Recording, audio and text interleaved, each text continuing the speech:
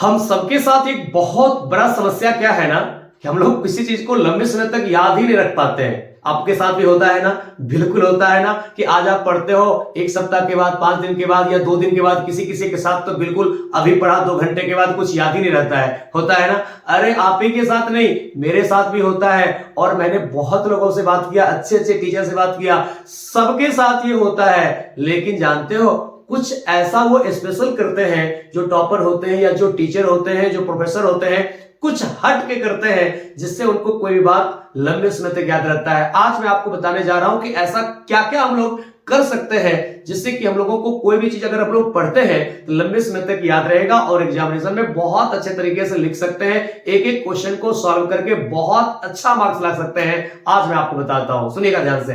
होता क्या है, हम लोग गलती क्या करते हैं? हम लोग गलती क्या करते हैं कि बुक निकालते हैं, पूरा सिर्फ रीड करते हैं, देखते हैं, अंडरलाइन करते हैं, उसको हम लोग हाईलाइट कर देते हैं और फिर पढ़ करके भर दिन आराम से रात में सो जाते हैं। लगता है कि बहुत मेहनत हो गया। ऐसा नहीं करना है। या फिर हम लोग क्या करते हैं, क्लास नोट्स को निकालते हैं, टीचर ने जो क्लासरूम में लिखाया पूरा का पूरा निकालते हैं, अंडरलाइन करते हैं और पूरा हाईलाइट करते हैं, पढ़ते हैं, सिर्फ रीड करते हैं, सो जाते हैं। ऐसा नहीं करना है। एक तो ध्यान रखना है कि जिसमें आप लोग पढ़ाई करते हैं उसमें मैक्सिमम बातों को आप लोगों को लिखना चाहिए। जो भी मेमोरी बेस्ड है, फॉर्मूला है, ग्राफ है, कुछ रिएक्शन है, उसको लिख लिख करके हम लोग पढ़ेंगे। उसी टाइम, बिल्कुल उसी टाइम हम लोग लिख लिख के पढ़ेंगे तो ज्यादा समय तक हम लोगों को याद रहता है। लिखने से ज्यादा फोकस होता है, लिखने से आप देखोगे पूरा का पूरा दिमाग लग जाता है वहां पे। सिर्फ रीड करते हो ज्यादातर समय क्या होता है कि सिर्फ आंख पढ़ रहा होता है और हमारा दिमाग कहीं और भटक रहा होता है। तो लिखने का प्रयास करेंगे जिसमें पढ़ते हैं उस समय। एक बात और आप लोगों को करना है। क्या करना है? जब आप सोने जाते हैं रात में, उससे जस्ट पहले आप लोगों को एक काम करना है, बहुत इंपॉर्टेंट होता है पढ़ाई के क्रम में, कि आप लोगों को लिखना चाहिए जो भी आप लोगों ने भर दिन पढ़ाई किया है। जो भी आप लोगों ने भर दिन पढ़ाई किया, जो भी, बायोलॉजी हो जाए, बॉटनी, जूलॉजी, फिजिक्स हो जाए, केमिस्ट्री हो जाए, जिस सब्जेक्ट में आप लोग जो भी पढ़े हो, सब्जेक्ट वाइज आप लोग उसको लिखने की कोशिश करो। खुद से, खुद का नोट्स बनाओ। अरे भाई, आपको हमने क्लासरूम में पढ़ा दिया या कोई भी टीचर आप लोगों को क्लासरूम में पढ़ा दिया, वो उनका लिखाया हुआ है, सब कुछ उनका सोच है, उनका विचार है। आप कब तक उनके विचार को सिर्फ रटते रहोगे? अगर आपको एक बहुत अच्छा टॉपर बनना है, बहुत अच्छे कॉलेज में आपको जाना है और अच्छे तरीके से आप चाहते हो कि अपने लाइफ को अच्छे पहचान दे, तो आप लोगों को एक यूनिक तरीका अपनाना पड़ेगा, कुछ स्पेशल करना पड़ेगा और वहां पे आपको अपना नोट्स बनाना पड़ेगा, अपना सोच समझ को डेवलप करना पड़ेगा।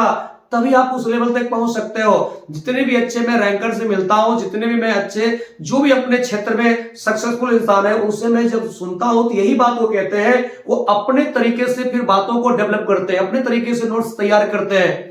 तो आप लोगों को अभी से क्या करना है कि अब नया नोट्स तैयार करने में नहीं लग जाना है।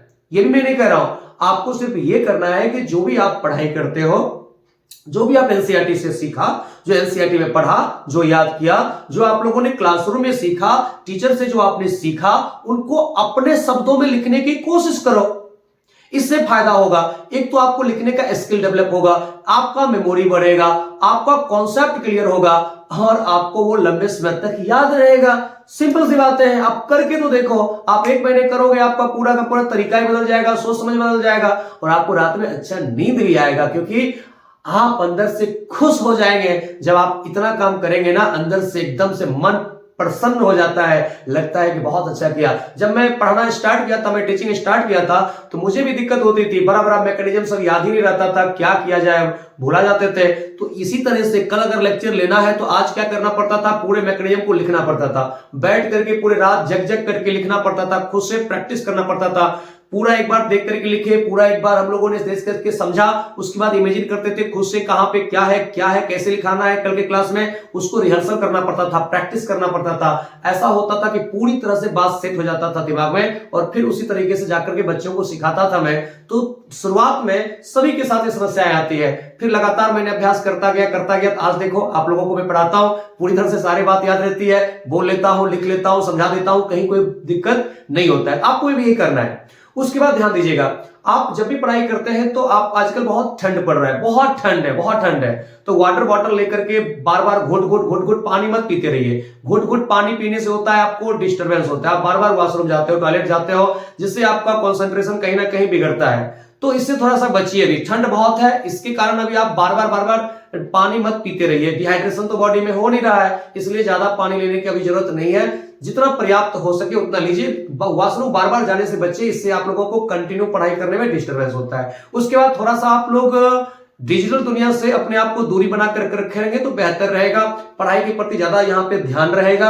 आपको क्या करना है कि मोबाइल को साइलेंट करके इस तरीके से अपने से दूर रखना है, किसी प्रकार का कोई नोटिफिकेशन आए तो मुझे पता नहीं चले, क्योंकि बार बार आपका नोटिफिकेशन पे ध्यान जाएगा तो फिर दिक्कत होगा। या फिर आप लोग रेस्ट करने के लिए 5 मिनट 10 मिनट के लिए आप लोग अगर रेस्ट करने के लिए अपने आप को फ्रेश करने के लिए उठते हैं पढ़ाई से, तो उस समय भी मोबाइल आपको अपने हाथ में लेकर के इंस्टाग्राम फेसबुक पे बैठ करके या यूट्यूब पे शॉर्ट्स वीडियो देखने में टाइम नहीं लगाना है। वहां पे भी आप लोगों को रिलैक्स होना है, कंप्लीट दिमाग को रिलैक्स होने देना है, ठीक है। और वो रिलैक्स होगा जब बिल्कुल आंख बंद करके आप लोग लेट जाइए, या फिर 2-4-5 मिनट घूम लीजिए, या दोस्तों के साथ थोड़ा कुछ चुटकुले वगैरह आप सुन लीजिए, जिससे कि माइंड फ्रेश हो जाए। ऐसा नहीं कि फिर मोबाइल ले लिए, उस दुनिया अलग है, वो दुनिया एक अलग है, आपको वो दुनिया डिस्ट्रैक्ट करेगा, बिल्कुल उससे थोड़ा सा बचना है, ठीक है ना। इतना आप लोग यहाँ पे करिए। उसके बाद खुद को भी आप रिवार्ड दीजिए, खुद को आप प्रोत्साहित कीजिए, आज तुमने बहुत अच्छा किया है, ठीक है ना। अपने आप को पीठ थपथपाइए, क्योंकि दुनिया में कोई आपको पीठ थपथपाने वाला अभी नहीं मिलता होगा। जब आप सक्सेसफुल हो जाएंगे, जब आप सफल हो जाएंगे, तो आपको हजारों लाखों आदमी मिल जाएंगे कि आपको पीठ थपथपाने वाले मिल जाएंगे। तो मुझे पता था तुम जिंदगी में जरूर कुछ करोगे, लेकिन अभी कोई आता है क्या? नहीं आता है ना। कोई बताने वाला भी नहीं आता है ना, नहीं आता है ना। लेकिन मैं आपके साथ हूं और आपको सजेस्ट करता रहूंगा। आपको अच्छे तरीके से सिर्फ पढ़ना है, आपको मैं कॉलेज तक पहुंचाने में जरूर हेल्प करूंगा।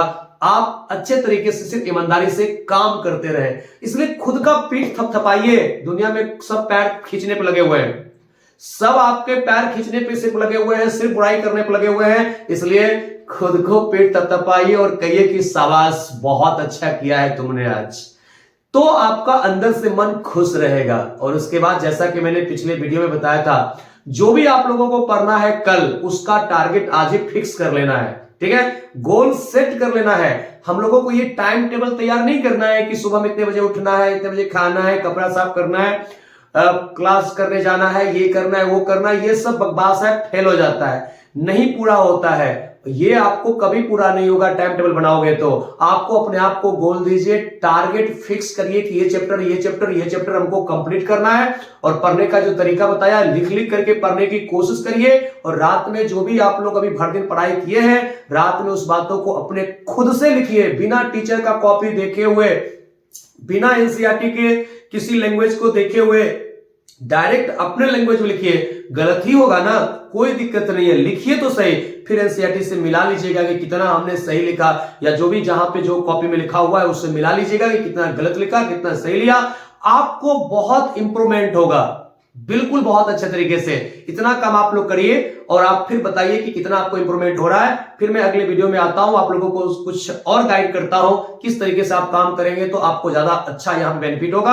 और कुछ आपको मेरी तरफ से कुछ और सपोर्ट चाहिए, आप जरूर कमेंट करें। मैं आपको हर संभव प्रयास करूंगा कि आपको हेल्प करूं और आपको आगे ऊंचाई तक ले जाने में आपको मदद कर सकूं। ये मेरा सौभाग्य होगा, ठीक है।